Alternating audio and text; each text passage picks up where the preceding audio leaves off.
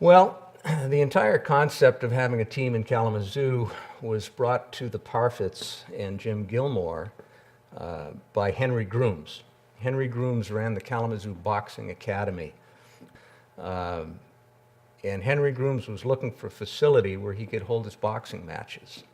And he went to Ted Parfit, Jim Gilmore, had a conversation about bringing a professional hockey team here to Kalamazoo, affiliating with the Detroit Red Wings, to fill the dates when Henry wasn't putting on his boxing performances. And that's how it all got started.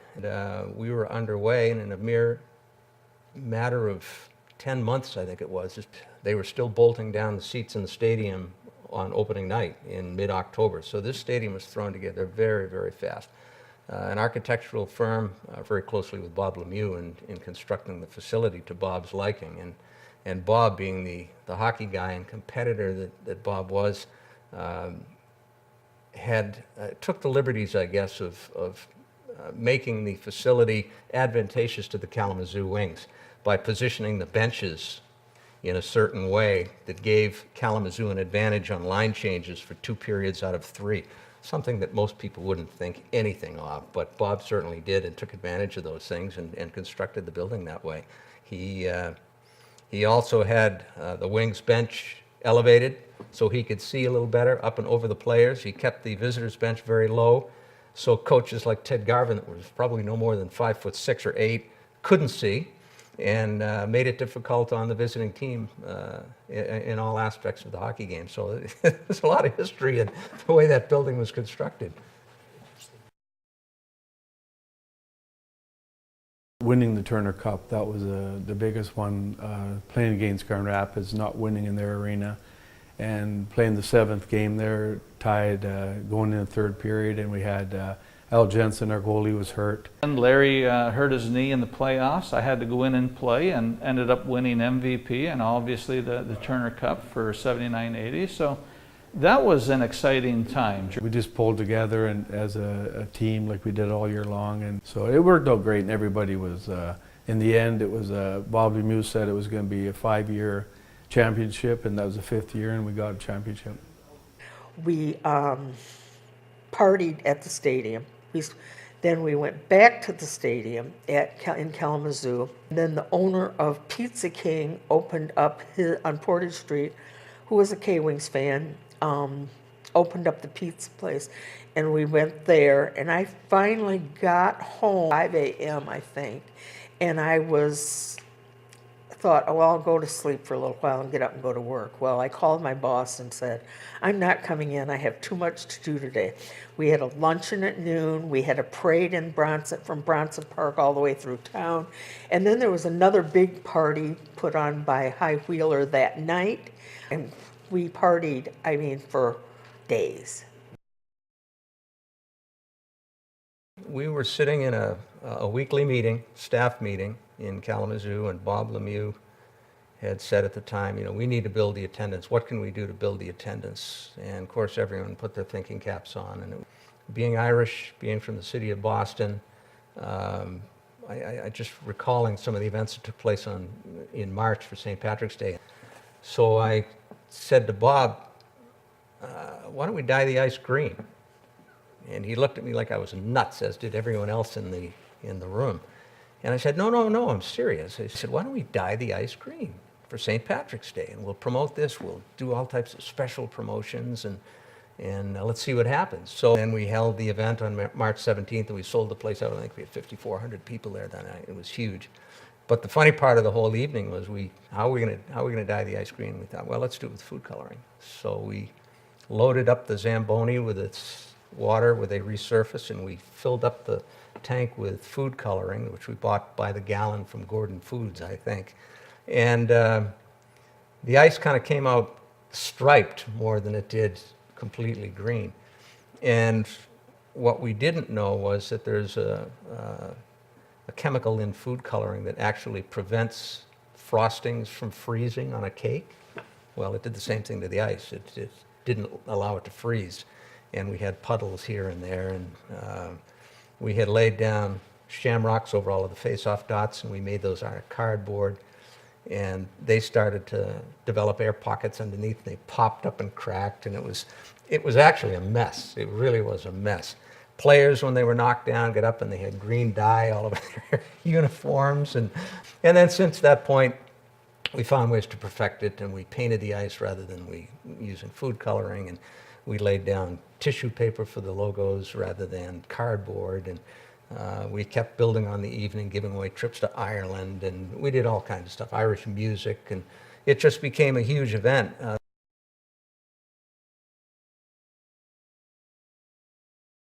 The minor league game has changed a ton.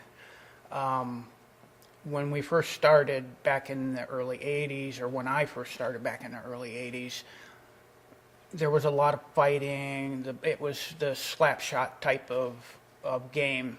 You get on the bus, you might ride for 8 hours. You get off the bus, you play your game, you get back on the bus, and you ride for 8 hours more.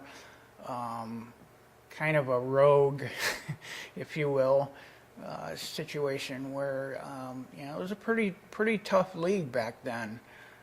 As we evolved, and the second time that I came around in '93, it had changed into a more professional league. We were starting to fly places. We were starting to play in bigger cities, Chicago, Detroit, LA, Salt Lake City, Phoenix, a lot of those cities that had NHL teams. So it became more professional, less fighting, more emphasis on the game. The players started making more money, therefore it became more professional. As we went on, the players, they were more individuals later on in my career here. Like myself, I went to Milwaukee and Neil came there, and we had good teams there. But the players that stuck here when we were younger, we had a good nucleus because we all wanted to play for each other. And my last year here, it was like the players wanted to get up to the NHL, and they're more individuals. It wasn't like a team. So it was, at the end, it was sort of disappointing because they didn't have that camaraderie. The players themselves have changed a lot. A lot back 45 years ago, those players were very young and just came out of juniors. Most of them had not even a high school education. And now most of them have college educations.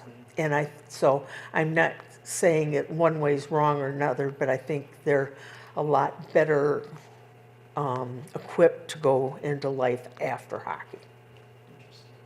Over the years, the hockey in general has improved. I think players are in much better shape. They take care of their bodies a lot better, nutrition-wise. I think the equipment is a lot better. I remember back in the days when most of the players did not wear face shields at all or any kind of shield.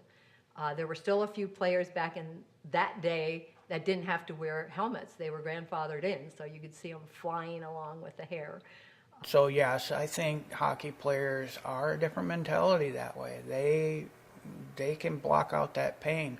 I'll always remember in Pittsburgh that I had a player, Al Samuelson, who fractured his cheekbone, got hit with a puck and fractured his cheekbone. And he went into the bathroom, and I heard him laughing in there, and I thought, what is he doing? So I walked in there. He had plugged his nose and blew the cheek, actually blew a ball of air up in his cheek, and he thought that was funny. Went out to finish the game. And these guys, I don't want to say they're stupid by any means. They just have a way to block out pain. 2006, they won the Colonial Cup, and we went to all the away games there. The K-Wings, I mean, they swept all the way to Danbury, Connecticut, and my husband and I decided to go to Danbury because they had a chance of actually winning the cup there. I was sitting in the press box next to the commissioner, Richard Brosal, at the time, and he said, "Are you going?" And I said, "Well, yeah." So he said, "Are you flying or driving?" And I said, "No, we're going to drive." And he said, "We need someone to take the Colonial Cup to Danbury." And I'm going, "Okay." So And we decided that, yeah, we would take it. In Danbury, they had a very vocal section that I guess was notorious among whatever league it was in before. And Danbury, I have to say, before we got there, one of our editors decided it would be a good idea for our sports editor to write a really, we're going to trash the trashers type of column. And Danbury was supposed to do the same thing. Well, our sports editor did what he was supposed to do. Theirs took a leave of absence, and so someone who never covered the team actually wrote a very nice article. And when I was at the arena, I actually had security. They put security with me so that the fans wouldn't do anything to me to harm me, I guess. And they were, the one section was, I don't know. I don't even know how to describe it. And they were really on Joel Martin. And I credit him so much with the job he did in spite of hearing all the slurs and the names that they called him. And it was an experience. Definitely a special team and situation. And you know what? It really made it a great place to play. Their fans were really loud and just all over you. And you couldn't pick a better place to win a championship. In their rink in front of their fans was awesome. Just that, and I'll never forget Lucas Drake's overtime winning goal. That was the best feeling I've had in professional hockey, seeing that one go in and being able to celebrate a championship with your teammates. Right from the get-go, you knew that we had a special group. We had a group that was super tight, super talented, and really competed hard. We played hard and we competed hard at the same time, and on and off the ice was the same thing. So it was a group that was real tight all the time. We're very fortunate to run through a pretty hot stretch leading into the postseason. I think we lost one game in our last 10, and then going through the playoffs, we only lost one game in the finals to Danbury. And we had a group of guys that really bought into the team concept. And really what you do by winning those championships is the journey is the fun part, right? The final climax is amazing, don't get me wrong. You feel that sense of relief because you've done that. But really what you've done is you've recreated lasting memories that are going to stick with you forever. And you look at the teams that you've played on, you don't forget any of the players that played with you on the championship team. And I had Tyler Renette as a centerman, and Corey Carlander on that team, and Tyler Willis on that team, and Jeff Rayner, and Joel Martin, and Villeneuve, and Mike Manley. And I could probably tell you the whole team if I went through the list in my head, just because you'll never forget those guys. And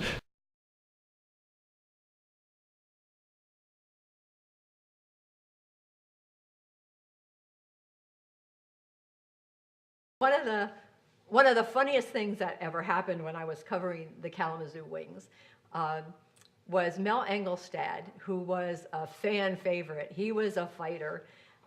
Usually in the locker room with their lockers or where they keep their things, they have their first initial and then their last name.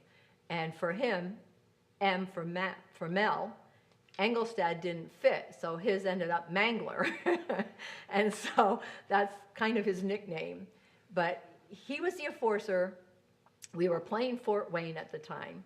And Eric Boganicki, who was a young player who actually ended up in the NHL, but with Fort Wayne, was much smaller than Mel, kept irritating him and trying to get him into a fight, trying to goad him into a fight.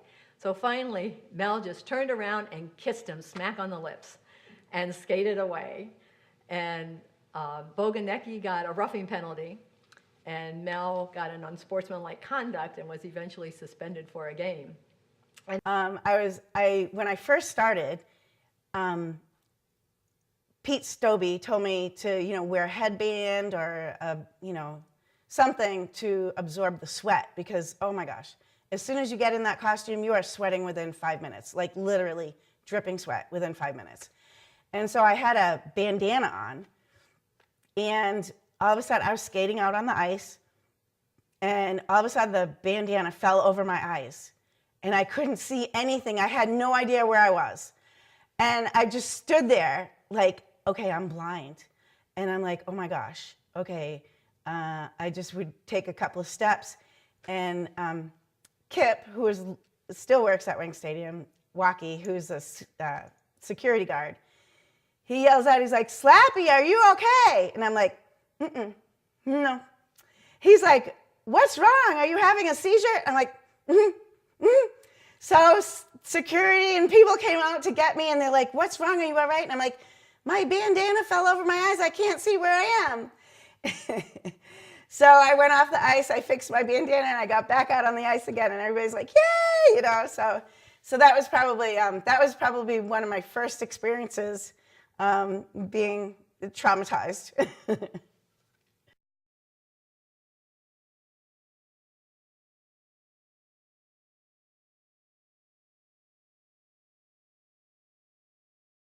We are so fortunate in Kalamazoo to have a professional sports team, and there's such a great history and tradition with our Kalamazoo Wings / Michigan K Wings, now Kalamazoo Wings again. And I think that the original owners of this team would be very proud of the fact that it's continued on for as many years as that it has. I hope that the people in this community don't take this team for granted and let it slip away, that they embrace professional sports, and in particular professional ice hockey, which is a great game. Attend the games, attend the events that are out at the stadium, and let's use this place to our advantage and make this a better community to live in. And I think the Kalamazoo Wings do just that. They make it a far better place and a far better community to live in.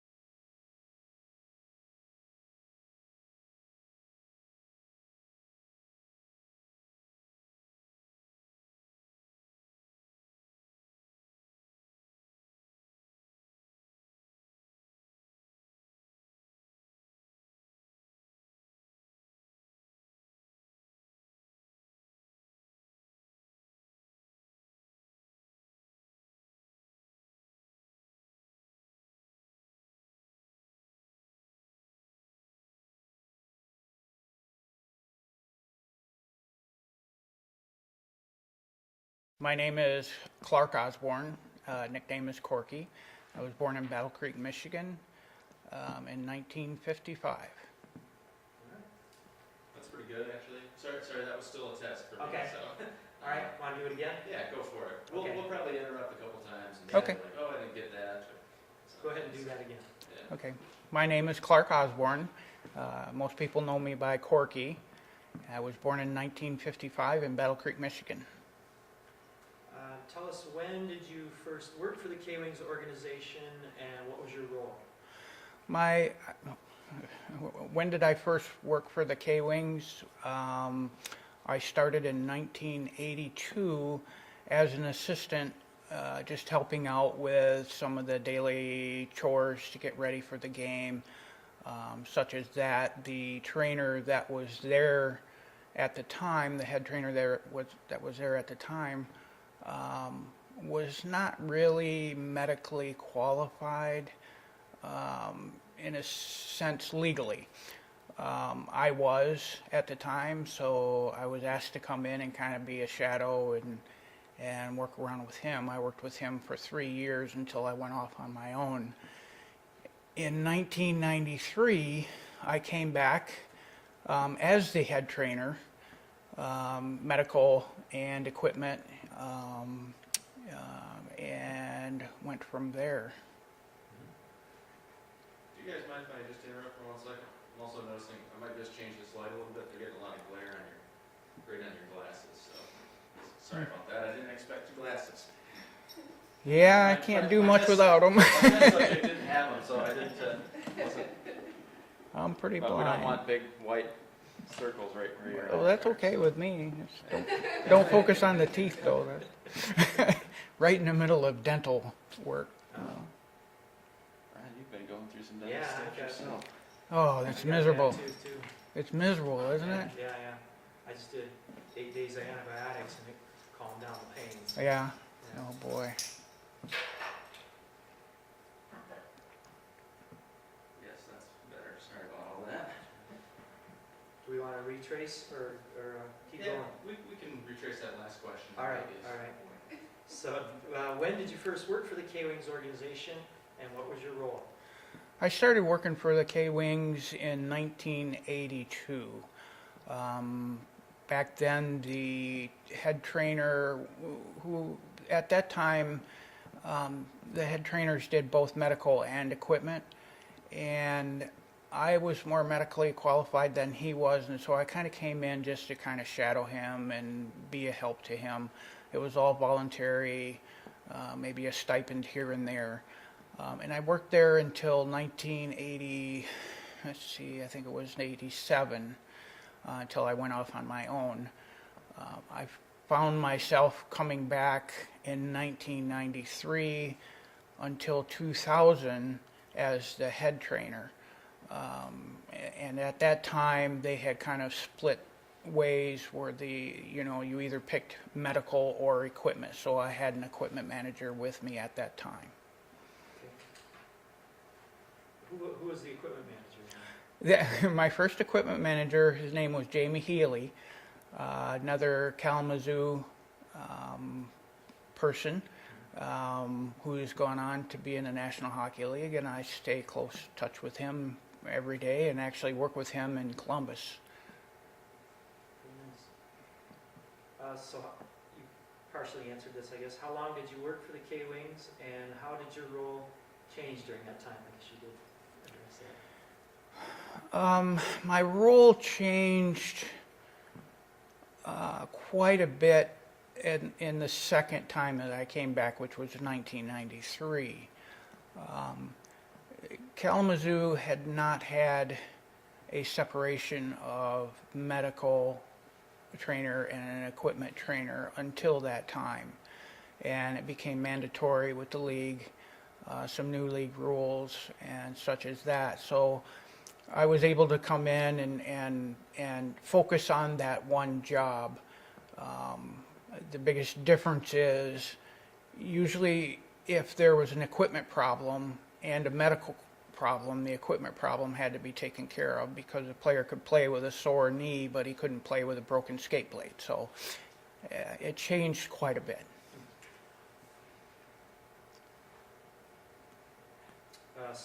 What have you done since working for the K-Wings? When Mr. Parfait shut the team down in 2000, I believe it was, I went to work in a physical therapy clinic and worked there for 11 years. The clinic shut down, and so I just kind of toiled around at hockey services and doing some side work and some private pay therapy such as that.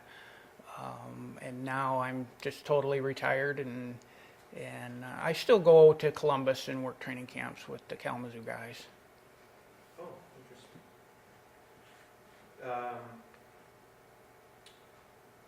Describe some of your more memorable games or other moments with the K-Wings. One of my most memorable times with the K-Wings, and this is kind of odd because you would think being a team member and such as that, it would be that great win that you pulled out of the hat when you weren't supposed to win. But for us, it's more about what happened during the game and not the outcome of the game. For me, as a medical person, I think in the early days, my most memorable time was when Rob Davies, who was a very good player at that time, lost his eye in Indianapolis. He had gotten hit with a stick, and there was a corneal rupture or whatever happened. But we were there for 2 games, and the head trainer, Terry Roof, went home with him. Actually, some Booster Club people drove him home and took care of his eye while we moved on to the next day. He came back to play, which was awesome. But by today's standards, I think there's a rule that in the NHL that players cannot play without full sight. So that was one of my most memorable times.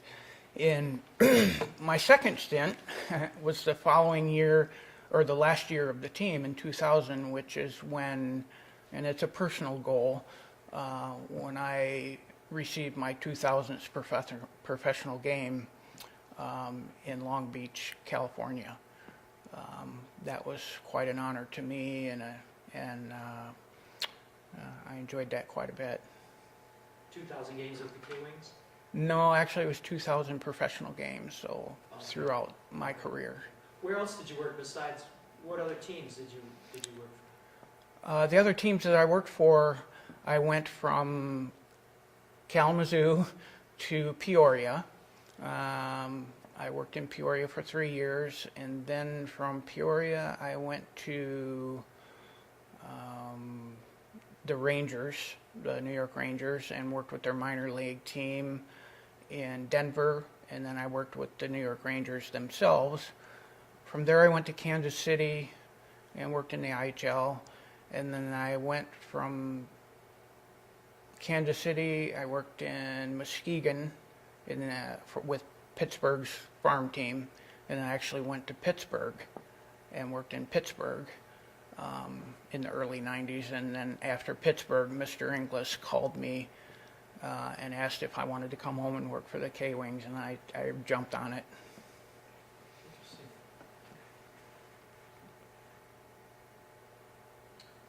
Tell us about some of the more memorable people that you met during your time with the K-Wings. Some of the memorable people that I met, obviously, was Ted Parfett, one of the best persons I think I've ever met in my life.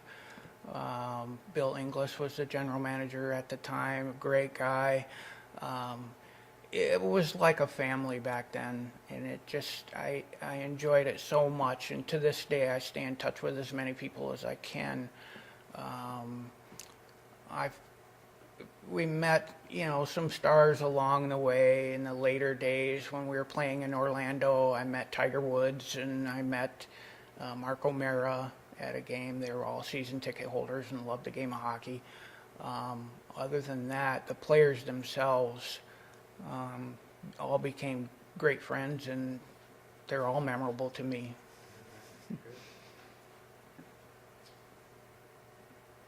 Who were some of your favorite players from those days? Without a doubt, Brad Berry. Brad Berry has become one of my best friends that I ever made in hockey, and he was a captain here. Actually, he was an assistant captain here in Kalamazoo. Derek Smith, also Kalamazoo, very good friend. Rob Brown. The list could go on and on and on. Wade Dawson in the old days, and Bruce Howes and Neil Meadmore, all those guys still are ingrained in this community today. And like I said, we were like a family, and we still are. The hockey world is very small, and it's not uncommon to run into somebody halfway across the globe that you know from somewhere. So yeah, but again, without a doubt, Brad Berry has been my best friend throughout. How do you feel the minor league game has changed since the early days of your career? The minor league game has changed a ton. When we first started back in the early 80s, or when I first started back in the early 80s, there was a lot of fighting. It was the slap shot type of game. You get on the bus, you might ride for 8 hours, you get off the bus, you play your game, you get back on the bus, and you ride for 8 hours more. Kind of a rogue, if you will, situation where it was a pretty tough league back then. As we evolved, and the second time that I came around in '93, it had changed into a more professional league. We were starting to fly places. We were starting to play in bigger cities, Chicago, Detroit, LA, Salt Lake City, Phoenix, a lot of those cities that had NHL teams. So it became more professional, less fighting, more emphasis on the game. The players started making more money, therefore it became more professional. And then I think what probably did the IHL in at that time, and I call that the old IHL, was Mr. Ufer, who was the commissioner of the league, said he wanted to rival the NHL with his league, and quite frankly, we were getting close to it anyway. But I think by saying that, the NHL kind of took over and they started pulling their minor league teams out of the IHL and putting them in the American League. They didn't want that rival. So I think it ended in 2000, maybe 2001, and then came back, but it didn't last long. Yeah. Oh, I didn't know that story about the IHL trying to rival the NHL. Interesting. That was the kiss of death. Yeah, yeah. Do you feel that players of color were ever treated differently by teammates or coaches or fans? The players of color or ethnicity in the team setting was not. They were just like anybody else, and I even hate to use that word "they" because that in itself is kind of racist, but we were all just family, and it didn't matter where you came from, who you were, what color you were. And I think a lot of that maybe had to do because there was a big French influence anyway with the French Canadians, so we're used to different languages in the locker room and such as that. However, the fans in some places did get a little dicey sometimes. It was shut down right away. Security and the referee would, if he heard something, he would stop the game and he would kick the person out if he heard that. Today, I don't hear a lot of it. Working in Columbus, I still work training camps, and I work their training camp games, and there's quite a bit of variety of ethnicity there now, and I don't think there's any, to my knowledge anyway, I don't think there's any problem now. Yeah. I remember one of the earliest K-Wings games I ever went to. There was a black player on the ice, and a fan stood up and just hurled some racist epithet at him, and that's the only time I was shocked by it, but I've never heard it since. That was back in like 2004, I think. Yeah. Paul Gerard was another friend of mine that I keep to this day. He's a very close friend, and he's black. And I will always remember I started with him when I was with the Rangers, and we were walking into the arena in Long Beach with the Islanders, and I was walking next to him, and the dock workers seen him coming in, and they said, "Oh, here comes the Rangers," and they brought themselves a brother, and it was always kind of fun like that. There was never any real digging. So, again, a family atmosphere. It didn't matter who you were, where you came from. Right, good. Are there any other stories or anything you'd like to share with us about your time at the K-Wings? No other stories except for the fact that I'll revert to that family atmosphere. I think I felt, and maybe because it was my home, Kalamazoo was my home, but I think I felt more at home with the Kalamazoo Wings. And that started at the top with Mr. Parfait. Mr. Parfait made sure that he involved you in the community, and the community could reach out to you and touch you and talk to you, and not in this fan type mania where they surround you and smother you.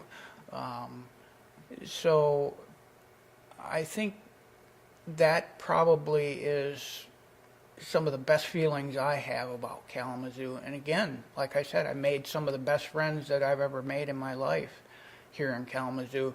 And I think it's a testament to the city itself and the population and how they relate to their athletes.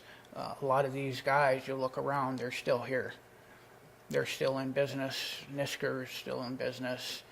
Neil Meadmore is a very prominent real estate guy, you know, and it just, a lot of those guys stayed here and they liked it so well.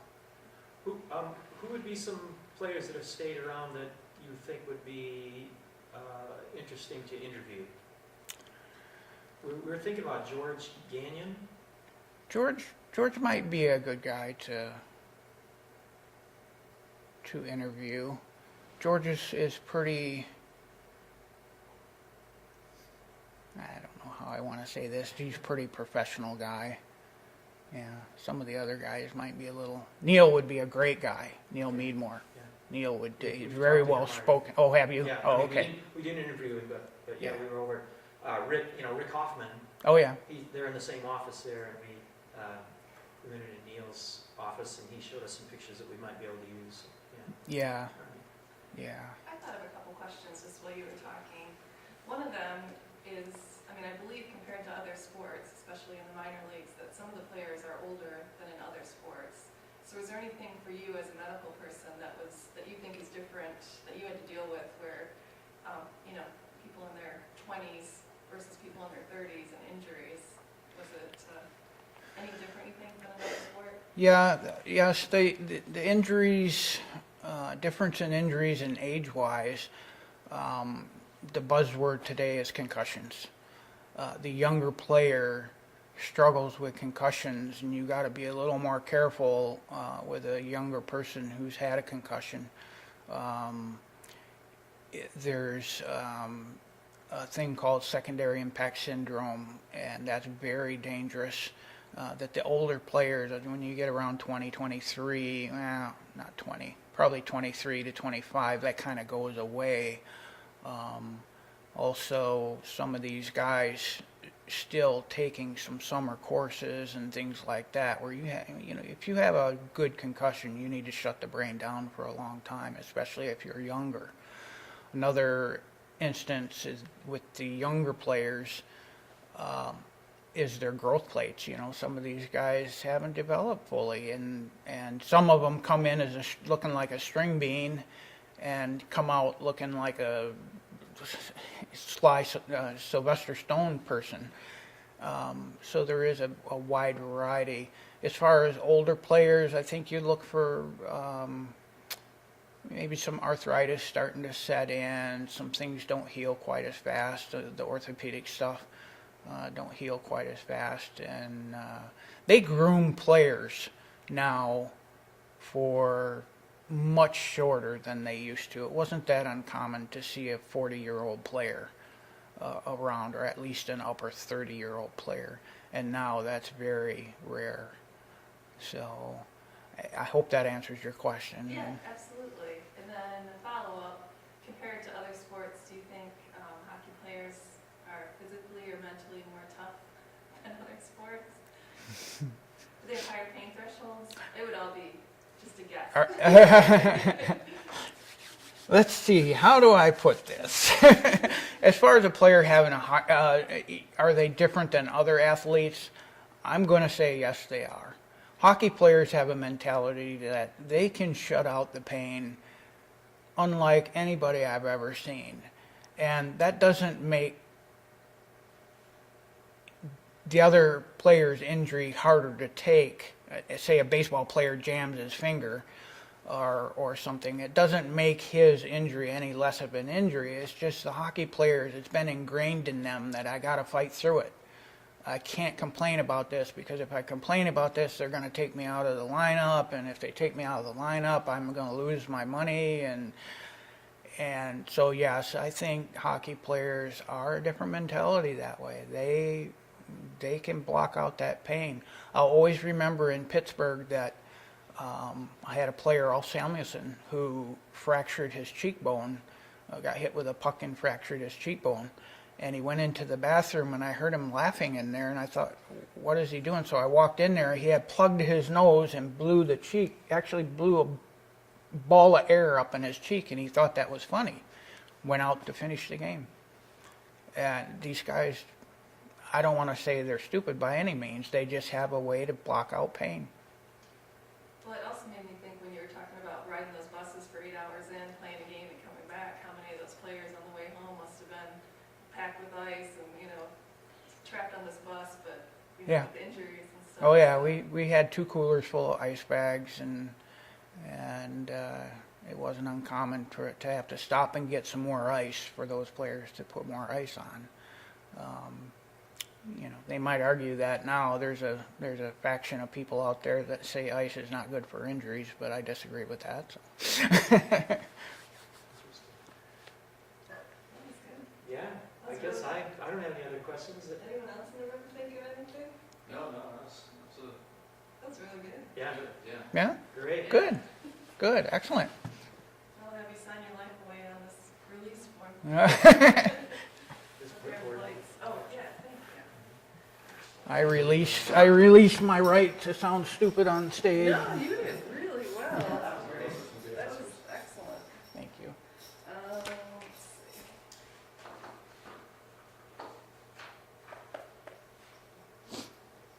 see. Brad Berry might be a good person to talk to. Okay. He's in North Dakota he's a head coach in North Dakota. Oh,